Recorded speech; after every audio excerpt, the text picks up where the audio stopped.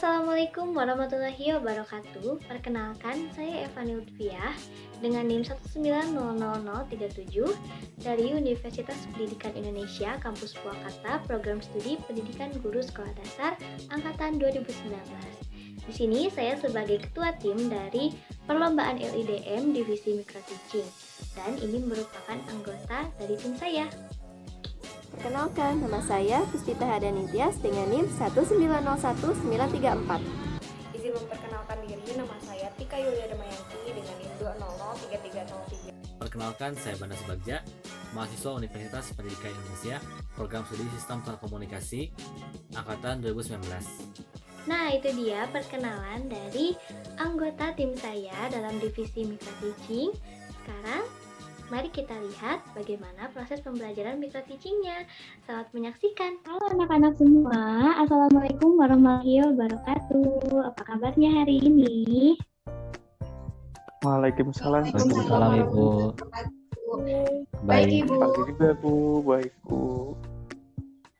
Iya, alhamdulillah ya, semua dalam keadaan baik dan semoga sampai akhir kalian masih tetap dalam keadaan baik dan juga semangat ya untuk mengikuti pembelajaran di hari ini. Nah, sebelum kita mulai, tadi kan Ibu sudah absen ya di grup WhatsApp dan sudah Ibu beri pembukaan juga di grup WhatsApp. Ibu ingin menyampaikan tujuan pembelajaran dari pembelajaran kita hari ini, yaitu dengan membaca, siswa dapat mengembangkan ide pokok menjadi kalimat pengembang dan tempat. Nah, untuk hari ini, tadi Ibu sudah memberikan link Zoom juga, link YouTube juga ya untuk pembelajaran kali ini, yaitu tentang apa yo? Ada yang ingat nggak? Tadi Ibu ngasih link YouTube tentang apa? Tentang ide pokok, Ibu. Iya, betul sekali Aisyah. Tadi Ibu sudah memberikan link tentang ide pokok. Nah, tadi juga Ibu sudah membagikan kelompok, yaitu ada kelompok laki-laki dan juga ada perempuan. Nah, sekarang di menit ini, Ibu ingin kalian menyampaikan hasil diskusi dari kelompok kalian, dari kelompok cewek dan kelompok cowok, dimulai dari pengertian ide pokok dulu ya. Ayo, dari yang mau kan diskusinya. Boleh, Bu, dari kelompok laki-laki dulu, Bu. Boleh, dari kelompok laki-laki. Ayo, Banda sama Fatan. Pengertian ide bacaan itu apa sih?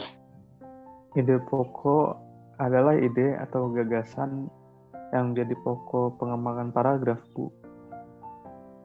Iya, bagus. Ayo dari Banda ada tambahan nggak? Diam aja ya, ayo Banda. Ya, baik Ibu. Ide pokok ini sebagai topik pembahasan yang dimana bisa kita ketahui inti dari suatu paragraf, Ibu. Topik pembahasan apa ya? Topik pembahasan dari apa? Pembahasan Dari suatu paragrafnya, Ibu. cerita. Ya, cerita di paragraf. Iya, bagus. Sekarang dari kelompok cewek nih, pengertian ide pokok itu apa? Gagasan dalam sebuah cerita, Ibu. Bagus sekali. Dari kelompok singkat, padat, dan jelas ya. Lalu, kedua, fungsi ide pokok bacaan. Boleh, Bu, dari kelompok cewek dulu, Bu. Boleh. Gimana Tika? Jadi, fungsi dari ide pokok itu sebagai penjelas, Bu, dari inti paragraf yang lagi dibahas gitu, Bu. Boleh. Dari kelompok cowok sekarang apa? Dari kelompok cowok udah selesai belum sih mengerjakan diskusinya? Aku, Bu. Iya, boleh sok. Jadi, ide pokok itu inti dari suatu paragraf, Bu. Iya, fungsinya itu apa? Supaya buat Ayo. Lebih memahami aja, Bu. Lebih mudah dipahami. Iya. Sekarang nomor 3, cara menentukan ide bacaan. Mau dari kelompok mana dulu nih?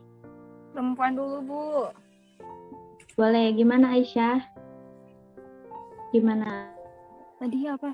Oh ya, cara menentukan ide pokok itu ada di awal, ada di akhir. Awal itu biasanya di awal paragraf, Ibu. Kalau di akhir paragraf. Iya, sekarang boleh kelompok cowok. Saya Ibu, Tahu. cara menentukan ide Coba. pokok yang pertama itu harus membaca dengan seksama paragrafnya. Lalu yang kedua itu menyimpulkan sebuah paragrafnya, Ibu. Jadi setelah membaca dan menyimpulkan, baru kita bisa menentukan ide pokoknya, bisa di awal Iya. atau juga di akhir, Ibu. Iya. Nah, sekarang Ibu akan menjelaskan sedikit tentang ide pokok. Nah, betul sekali ya apa yang telah dikatakan oleh anak-anak semua, oleh Aisyah, Banda, Tika, dan juga Fatan. Ide pokok itu bisa disebut sebagai gagasan utama yang tadi disebutkan oleh Aisyah. Nah, ide yang disampaikan oleh penulis menjadi suatu pokok pembahasan dalam suatu paragraf. Sebagai pokok pembahasan, ide pokok biasanya akan didukung dengan alasan penjelas. Nah, sekarang Ibu akan menjelaskan tentang ciri dari ide pokok. Cirinya itu, yang pertama mengandung pokok persoalan atau inti persoalan.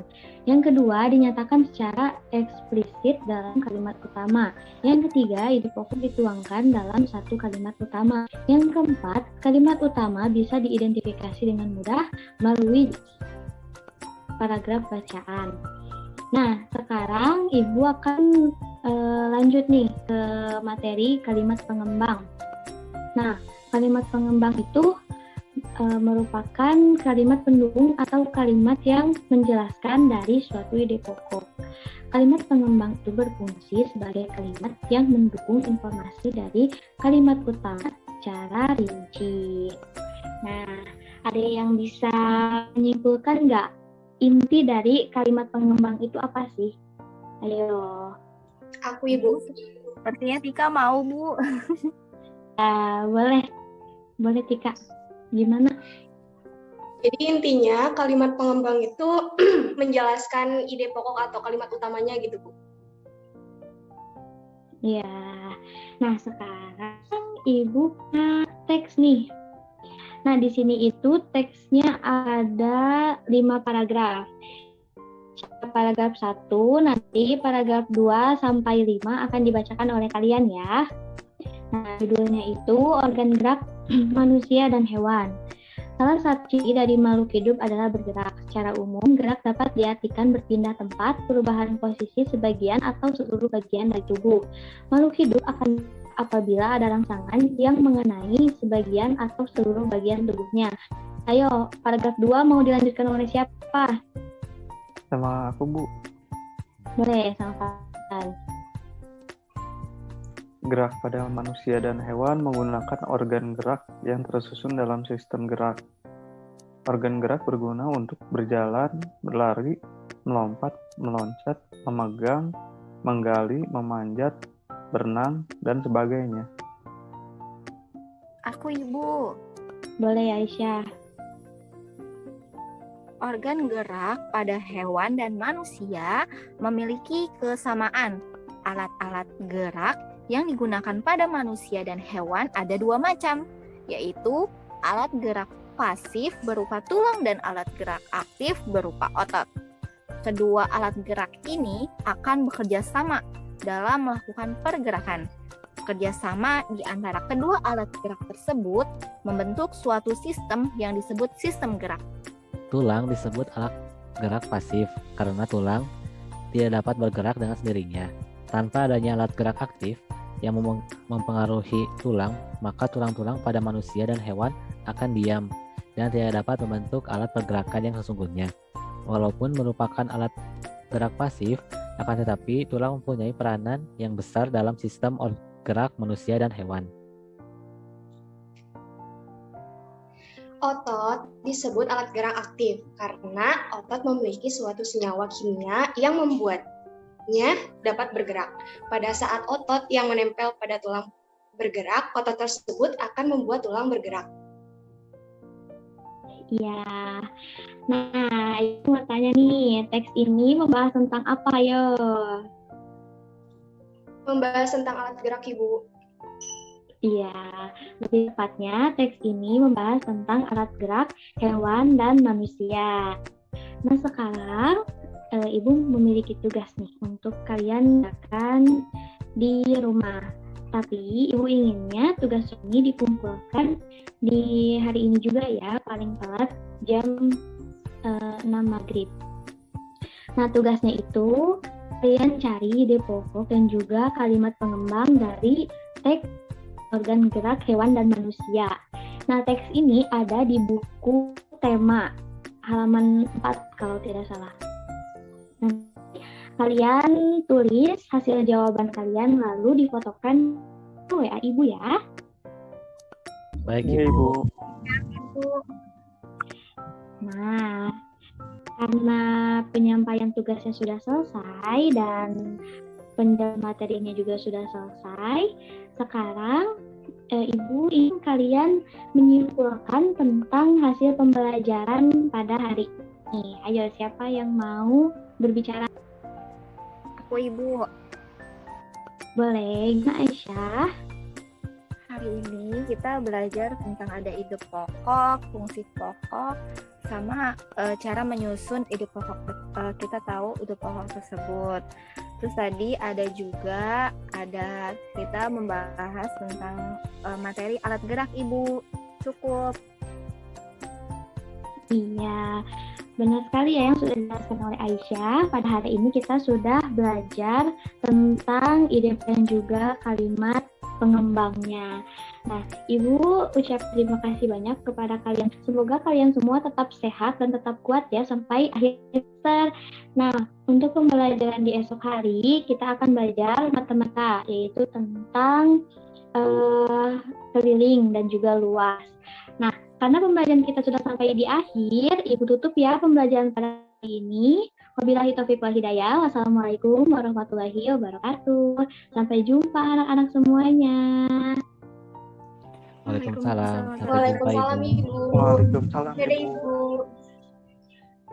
Cukup sekian pemaparan yang dapat kami sampaikan. Semoga apa yang telah kami sampaikan dapat bermanfaat. Terima kasih telah menonton video hingga akhir. Wassalamualaikum warahmatullahi wabarakatuh.